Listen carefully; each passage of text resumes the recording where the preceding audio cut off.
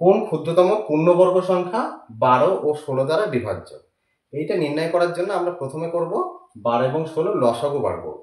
তো তোমরা প্রত্যেকে লসাগু বার করতে পারো। লসাগুটা বার করে ফেলবে 12 এবং 16। 2 দিয়ে যদি দেওয়া হয় 6 8, 2 দিয়ে আবার যায় 3 4। তাহলে লসাগু কত হচ্ছে? লসাগুটাকে আমরা উৎপাদকের গুণাকারে কিন্তু আপাতত লিখব। 2 গুণ 2 গুণ 3 গুণ 4। দেখো এই যে লসাগু এসছে, এদের গুণফল অ্যাকচুয়ালি এদের দ্বারা বিভাজ্য হয়। শুধু তাই নয়, এই গুণফল অর্থাৎ লসাগুর যে কোনো গুণিতকও কিন্তু এদের দ্বারা বিভাজ্য হবে।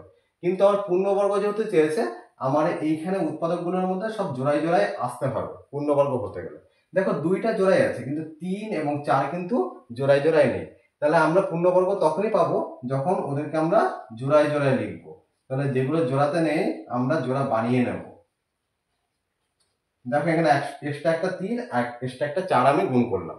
তাহলে এদেরকে গুণ করলে যেটা গুণফল হবে সেটাই কিন্তু হবে 12 এবং 16 দ্বারা বিভাজ্য ক্ষুদ্রতম পূর্ণবর্গ সংখ্যা।